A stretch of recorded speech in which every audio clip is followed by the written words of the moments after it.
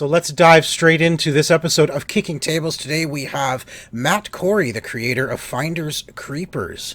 It's out now on Kickstarter, so we're diving in a little bit late, but Matt, welcome to the show. Thank you very much for having me, Sean. It is greatly appreciated. Oh, absolutely. It's a pleasure having you here. Why don't you tell us what is Finders Creeperz? Tell us about the game. How does it play? What kind of game is it? So, first and foremost, it's a roll and move game, which can kind of put some people off because of the luck aspect of rolling a die and thinking that the fate of the game is determined solely on that. But there's quite a few strategic elements built into the game.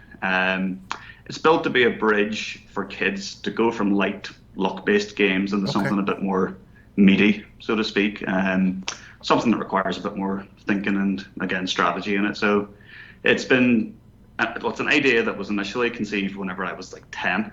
Oh, wow. So, yeah. Wow.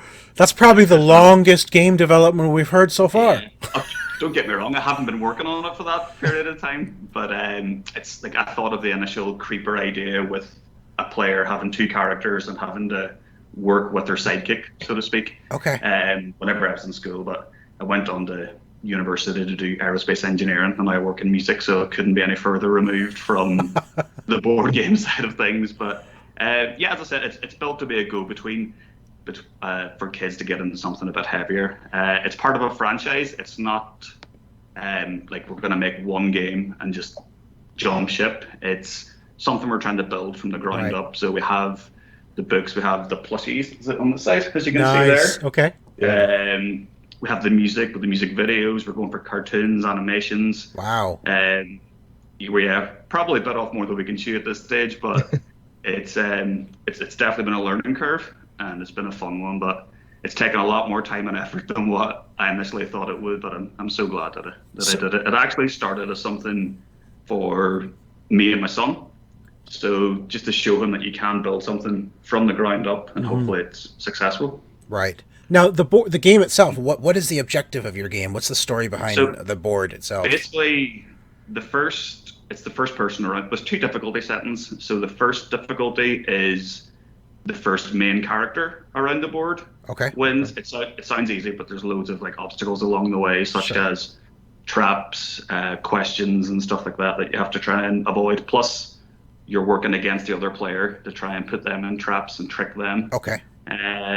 The second difficulty setting is the first creeper around the board. Now, it sounds pretty similar and it's going to be identical, but it requires a lot more strategy and a lot more kind of item building. So you have to keep your decoys and stuff. You have to set more traps and kind of predict where your player wants to move. Right. So the fact that you can split your movement between yourself and your creeper, you need to kind of try and preempt what way they're going to play. Okay. And try and think, well, is he going to move his player 2 and his creeper 3 if he rolls a 5? Or is he going to move it 4 and 1? So there's a lot of prediction built into it and knowing your player and how to bluff them, so to speak, as well. Right. Now, are there cards involved as well, or is it just moving? Yes, there are indeed. So there are the question cards, as you can see here. Yep. So these question cards, if you land, there's a space on the board, which is question. And, excuse me, sorry. So on those question cards, you can get one of two different things. You can get a card which has 5, you can't really see that properly, but 5 questions and 1 attack. Or you can get another one which is just 1 attack, but you don't know which one you're going to get. You shuffle those through. So it's a risk if you want to go the question route, because those things can hinder your progress or they can help. So, for example, this one is choose a player to go to their previous trap. Or you can get ones where it says, like, take a decoy from another player. It's hard to kind of predict what you're going to get there. But with strategy, if you save your decoy tokens for the right time, if you plant your traps at the right places, there's pre-game traps that you set before the game starts. So you're kind of negating the luck aspect a little bit, but it still has a randomness there. Like the kids love, well, in my experience, I know my kid loves roll and move and anything where they still have a chance to win, even if they're like way behind. So there is one card of the 50 where it says swap spaces with any player, but obviously the chance of getting that's 2%. So I fancy my chances in that not being pulled. So yeah. What has happened more often than you would think. But it's a fun game. It's a random game. It lasts 15 minutes or so, 15 to 30, depends on how many players. It's super easy to get to the table. There's no ridiculous building phase or anything like that. Don't get me wrong, I love games. There's a time, but there's a time and a place for Sure. that kind of thing. I know, Yes. like my son, he has ASD. There's no way he would sit through me building a board for 15 minutes. If it takes more than 2 minutes to get set up, then he is not interested. Oh, So, believe us, we know. I mean, sometimes we don't want to set through a 15-minute setup. of course, yeah. As I said, there is a time and a place for longer and heavier games like that. But I like the fun, quick aspect of this. It's a good, Oh, yeah. it's a really good family game, and the feedback and stuff we've had on it so far too has been really positive in that respect. That's great. Okay. So I want to ask you about the art. Obviously, you said you've had this idea for Yes. Since you were 10.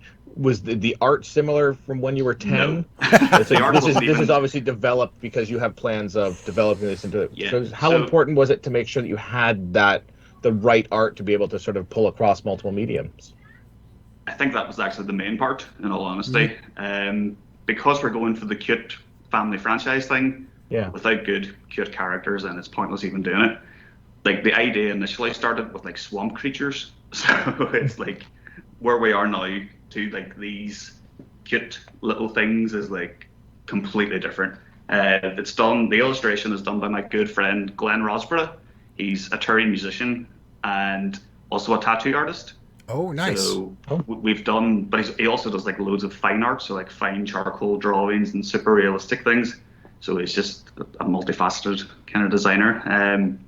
The actual design of like the board and the graphic design for the Kickstarter and stuff was done by myself, and I have no history of Photoshop or anything like that. So it was a learning curve in that respect. We've tried to keep everything in-house, pretty much just to keep price down. So absolutely everything aside from the video animation for the song was done by either him or I. Right. So the music production, writing the lyrics, obviously I didn't rap or sing because I can do neither of those things. We didn't do that. We had to outsource that. Like, I work in music as my in real life job, so to speak. So the company I work for does like film trailers and music for video games, and Okay. they like work and stuff for like Disney and Marvel. So we thought, well, we may as well try our own our own franchise, but it's a lot of work. Yeah. It's a lot of work. But as going back to the side of the characters, like, they started off as kind of monstery looking little things, Okay. but we don't want to scare away too many kids. We're trying to keep the catchment area and the audience as wide as possible, but this is why we went for those cute little things. It took quite a while to get them right. Lots of blind tests on which characters you like with kids and like adults alike as well. So obviously it's the adult that buys the game, it's not the kid. So if an adult's not going to buy a game that has scary looking characters or things like that. So it took a while, but I'm super happy with how it is. Like, the main positive that we get for the game is the IP as a whole. So the fact that there is the backstory for the characters, there's the potential for more after that. Like, it's going to be a series of books, and the books are going to be an important part of the whole thing. That's And as I awesome. said, like, this is why we wanted the books, because kids, they relate better if they have the backstory for the characters, and if they know, oh, this is Rocco, he likes this thing, or so on and so Right. forth. Right. Did you find it difficult to jump into? This is your first board game you're creating, Yeah. but do you think there was a risk in going with a roll and move, which tends to be a category a lot of people are trying to avoid these days? Did you find Yes. that was that a risk, or did you consider not making it a roll and move? What was the decision behind that? Accessibility for kids, to be Okay. honest. So we're like, the age group we're going for is 8 and up, Okay. and in my experience with my friends, kids, family members and stuff, they like the aspect of the roll and move. With attention spans getting lower and lower and lower amongst kids, not just in my social circles, but like Yes. across the globe, pretty much. Yes. Yeah.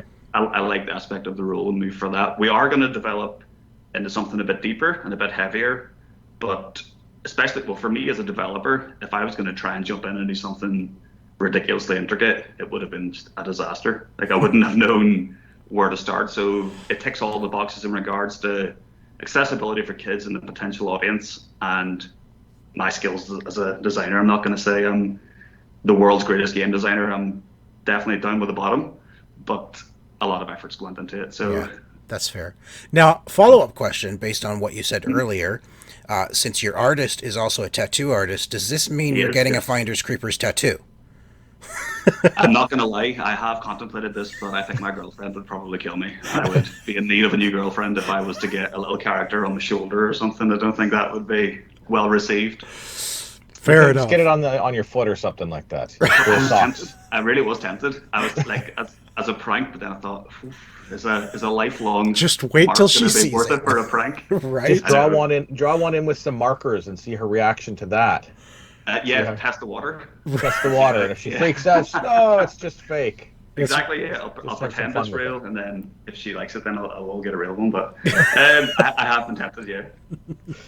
So. You obviously you've mentioned a number of the plans that you have to expand the IP beyond the board game. I know you've got your awesome plushie back there in the books. Yes. What are all of the things that you guys have plans for this IP? Like what are the things that we can expect to see, in the near future with Finders Creeperz IP? Ultimately, like, we're not going to make money on this first project. Like, if you see the price point, it's $30 for a game with 6 minis and cards, which is unheard of pretty much with independent game designers. If you look at Kickstarter, the majority of games around that are like double the price. So we're not looking to make money. We're kind of eating the losses as part of advertising for the bigger picture.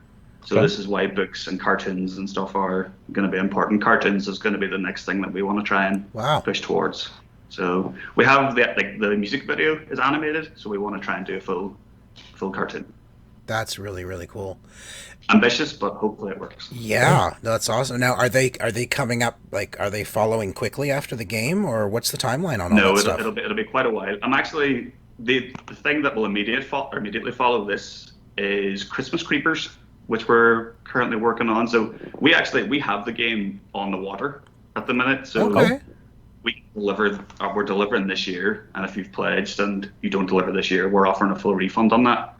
So we have the plushies and books and stuff in hand. It's just the board game that we're waiting on, but we've gone through so much blind play testing and gaming group play tests and stuff. So it's finely tuned, and it's where we want it to be at. So we were confident in getting it delivered. There are going to be different things like stretch goals that we're going to unlock as well. So I don't mind talking about this. I'm an open book when it comes to this kind of thing. Yeah, no, we want to know about stretch goals. That's one of our thing will be like an overlay from the board. So like a transparent overlay where you can take different routes on the board. So there will be extra spaces going across the middle, but they could be shorter routes but harder to get. Okay. So there could be more questions or more traps along the way. So it adds a bit of variety to the game. Nice. So you're not playing the same thing. Love that idea of being able to sort of add to your board without having to get a whole second board. That's really cool. It's something I've not seen before. Well, not seen in quite a while, but I kind of pride the franchise on that. There's quite a few things that I haven't seen before. Like, well, the main mechanism is obviously your creeper, and I haven't seen that where you're playing with your own little sidekick pretty much. Yeah. So I like to keep it different. There's loads of, especially with kids games, lots of them are just kind of rehashes of the same thing. Yes, so that's true. Yeah. This is a bit different. That's awesome. Well, let's talk about your playtesting for a second. What did you find as you started playtesting it, and especially the blind playtesting? What were some of the most difficult things to actually get right and have work properly? It might sound stupid, but the hardest bit was the rule book. Oh. Because I did the rule book from the point of view of someone who's super close to the game. Well, that's true. And from the point of view of someone who knows the game. So I didn't explain the spaces. I kind of just thought, well, there's an arrow pointing to the right and a number. Obviously, you move those spaces, but it's not obvious unless you know the game itself. So that was the hardest bit. The game developed quite a bit through playtesting. So initially we had 2 die, with 1 for your creeper, 1 for your player. Okay. But I think if you split the movement, it makes it a lot more strategic, and you're kind of forced into bad situations that way. So you could end up being forced into a trap or forced into someone else's player. So yeah, it was tough, but the rulebook was the hardest thing that took me to sort of fix. And my English is terrible in regards to comprehension and stuff. So I can say big words, but when it comes to writing them down, I'll put them in a weird order. So it was different. I do think as I said before, we've came across loads of mistakes in regards to doing this game. Like I put the Kickstarter for 20 days instead of 30 by a typo, and Oh, loads of no. yeah. So I'm lucky that it's funding as quick as what it is funding, because that would have been a disaster and Kickstarter couldn't change it. So yeah, it's been a disaster. I'm not properly looking into costs and stuff, because I didn't, like, I come from family business background in shipping, so I kind of had an idea like what the container cost was and stuff, but I had no idea like the amount that it's gone up. Like as an example, Nobody's been prepared for what it's gone up. it's crazy. It is so bad. Like 18 months ago, I'll give an example. Like a container from Shanghai into London would have been like £2,300. That same container is £25,000. Yes. Yeah. Now, yeah. Literally, it's 10 times the price, and it's hard to pass that on to buyers. They won't. Right. I wouldn't be happy paying 10 times the shipping that it cost before, because it could ultimately mean that the shipping costs the same as the game or more in some respects. Like, Yep. So it's hard in that regard. But this is good for us because we've kept everything in house. The costs are way down, so we can offer to do a game like this for such an accessible cost. Yeah. Like, I think with the plushies alone, that the one we have here is a bit bigger than the one that actually ships. The one that ships is 22 centimeters, so just under 10 inches or 9 inches thereabouts. But if you go to like the Disney store or whatever, and if you buy a plushie of that size, you're looking at like the same cost of what you get the game, the plushie, and the book for. Wow. With us. Yeah. Obviously, you're paying for the name with the likes of Disney, but yes, even a generic toy store or something, you'll pay crazy amounts. So, plus it's a crap time. Sorry for cursing, if that's a curse. For families in general as well. So, cost, like disposable income is down. So we're just trying to put a bit of fun into that. And as I said, I don't mind taking a loss in every game if it means that it builds the brand bigger and we can do bigger and better things after this. And then eventually you want to sell that brand to Disney so it becomes even bigger, right? That's part of the plan. But although to be fair, I would never. I had this conversation yesterday. We've been approached already by Disney, but by like other publishers that are looking to do collaborations and stuff. Nice, like successful ones. But I want to try and keep it as close to me as I can. I would never fully get rid of it. This is the thing. Like every compliment, well, not every compliment, but the vast majority of compliments about it have been about the IP as a whole, about the books and about the animation and about the music and stuff. But I want to pass it on. Like I want to have something generational that I can pass on to Joe. Joey's my son, and he's like the main sort of, well, him and my partner, like the main inspiration for doing the game in the first place. Like it started as a project, as I said, to kind of show him that you can build something from nothing with no experience if you work hard, and that kind of trumps all. That's awesome. But it's meant a lot of like 20-hour days, and my girlfriend, she's an intensive care nurse, and she's working on a night shift pattern at the minute. So we're like ships in the night. We see each other from, like, she's upstairs sleeping as I speak here. Right. So we see each other for maybe an hour a day or something like that, and it's crazy. This is what I mean. There's so much hard work that goes into it. Obviously, I knew it was going to be hard work, but I had no idea it would take the amount of time that is what it does. So. But it's definitely worth it. Like, this is why it's so good seeing it doing so well on Kickstarter. Not so well, obviously. There's games that do so much better. But for our first release, being fully into trending positive at least. Yeah, absolutely. Sure, yeah. So I think with that Kick Track site, it's projected to hit like 400% of what our target was, or something like that. So, and you're sitting at 80. You're sitting at 80% as we record this. And you're what? Just a few days in now? 4 days or 4 days? Yeah, that's awesome. You'll hit it. Great. Yeah, 16 days left for sure. It should be 26 days left if I wasn't such a fool. But we'll learn from it. Awesome. Yeah. So with the Kickstarter, the plushie does come with the. So there's the base level. That is I think it's $28 when you factor in the conversion, and that is the board game and the book. For $40 or maybe $39 or something like that, you get the plushie, the board game, and the book. There was supposed to be candy or sweets put in with it as well, but there's a lot of stipulations and rules when it comes to shipping consumable goods. Like that. So I was like, no, I'll save that for later. It's not worth the cost of it. Like, so at the minute we're stuck with like 500 bags of sweets here. So that I'm sure your son doesn't care about that. I'm sure. Oh no, definitely not. They're lovely as well. They're like vegan sour sweets, so they're Oh, unreal. It's my another thing daughter would be all over those. they're so good. They're really, really good. Like I'm not vegan, but my girlfriend is, and I've dabbled, so to speak, in her vegan sweets. Loads of them are terrible. They're like, especially the gummy ones, because there's no gelatin in them. They kind of like stick to your teeth and stuff. But these are great. We were gonna do like hard boiled sour sweets, and we got a few samples of those, but I tried 2 of them, and I literally had like pits in my tongue the next day from the acid on. Yes, I was like, no, kids cannot have those. If I'm 31 and I have like pits on my tongue from sweets, then kids are gonna not be too happy. I'll end up with a crazy lawsuit or something. So yeah, you don't want. We're trying to minimize all costs for that. All right, well, Matt, we are at the point in our show where we're going to ask you questions about your gaming habits outside of your own game. So let's step away from Finders Creeperz for a minute. Let's get to know you as a gamer. Is that cool? Sure, yeah. All right, so just answer the first thing that comes to mind. What's a game you most want to add to your collection? Langskip that you guys interviewed. Good. I backed that yesterday. It looks great. It looks really, really good. Plus, awesome. It's a UK designer too. So yes, Hey, Tico, we're doing our job.